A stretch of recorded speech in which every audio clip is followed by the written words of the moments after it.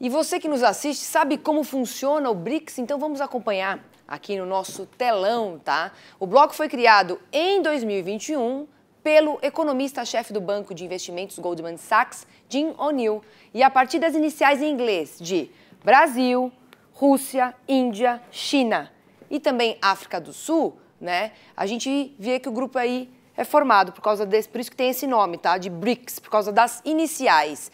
E o grupo ele corresponde por 26% do produto interno bruto aqui mundial. Então, mais ou menos do mesmo jeito que o G7, que reúne as 7 maiores economias do mundo. Periodicamente, os líderes desses países, eles se reúnem para discutir políticas externas. E para a integração financeira, o bloco também busca oportunidades para ampliação de comércios entre países membros. Então, está aqui explicadinho para vocês aqui. E nos últimos anos, o BRICS vem ganhando força por causa de acordos de cooperação mútua, além de constituir um banco de desenvolvimento. Juntos, os países do bloco representam 1/3 da economia mundial.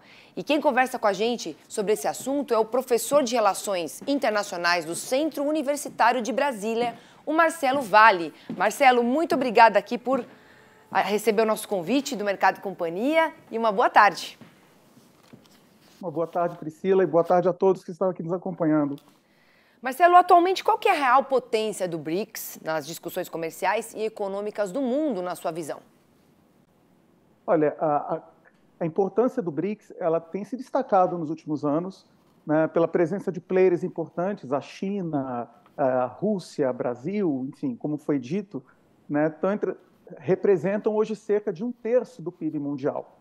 E dentro dessa estratégia de buscar alternativas de desenvolvimento ou agendas mais amplas, o BRICS representa hoje um projeto que é o Sul Global, quer dizer, uma orientação econômica, política, técnica, que não fique apenas vinculada às estratégias dos países hegemônicos, né, em particular os Estados Unidos. Daí mesmo a sugestão de um projeto de uma moeda comum, né, incorporando os BRICS. A gente justamente falando aqui dessa moeda em comum, né, que inclusive o BRICS também desenvolveu em 2015 um novo banco de desenvolvimento.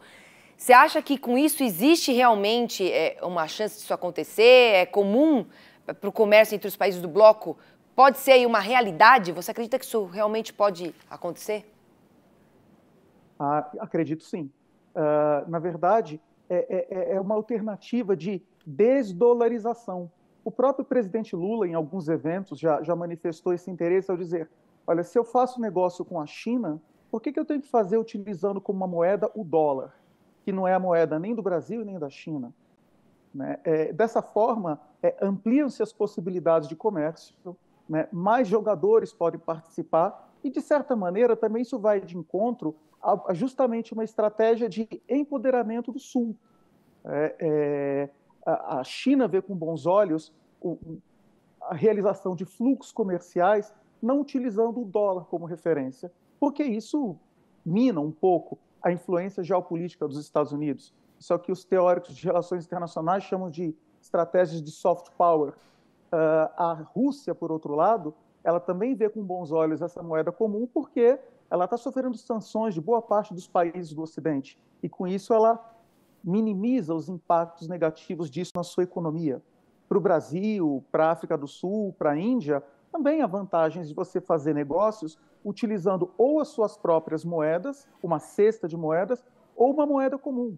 Lembrando que a moeda comum é diferente de moeda única. Não se trata de adotar uma moeda como o euro, que passou a vigorar e sucedeu as moedas daqueles países nos quais ela foi implementada. Não, cada um manteria, né, a sua identidade monetária, mas também haveria essa moeda comum. Mas poderia ter essa segunda moeda, perfeito. E mais de 20 países, né, Marcelo, eles já apresentaram uma demanda formal para ingressar no bloco. Entre eles estão aí a Argentina, né, e também a Arábia Saudita. Na sua opinião, por que tantos países querem aderir ao BRICS? O que você traz aqui para a gente? Quais são os pontos negativos e positivos dessa possível expansão? Bom, o BRICS ele representa, nos dias atuais, uma das estratégias mais singulares de desenvolvimento dos países do Sul. Então, tem vários países, né? Tem Paquistão, Cuba, Palestina, Vietnã, Venezuela, Bolívia, Argélia, Bangladesh. Quer dizer, são 23 países que até o momento manifestaram interesse em participar, né, em aderir ao bloco. Eles enxergam uma possibilidade de ter uma agenda própria e de ter mais relevância geopolítica. Claro que isso abre uma ampla gama de possibilidades econômicas. Temos aí países ricos em petróleo, temos países em rápido crescimento na área de telecomunicações, né? Então, as possibilidades se ampliam. Mas há também riscos.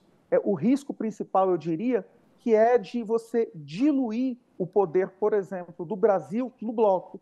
Daí essa estratégia que o presidente Lula tem destacado de tentar, ao estabelecer regras para a inclusão de novos países no BRICS, tentar obter também o apoio deles para uma possível reconfiguração no Conselho de Segurança da ONU, do qual o Brasil gostaria de fazer parte. Certo. Né? Outro risco é, pelo tamanho da economia chinesa, né, e pela voracidade diplomática que ela tem apresentado, da China tentar transformar o BRICS, na verdade, num grande grupo que fique sob a sua área de influência. Entendi. E você acha que com a possível entrada, né, de outros países no bloco, vai existir uma competição com o G20 ou o G7, por exemplo? Eu entendo que não é necessário que haja uma competição. Quer dizer, um bloco não precisa necessariamente se confrontar com o outro.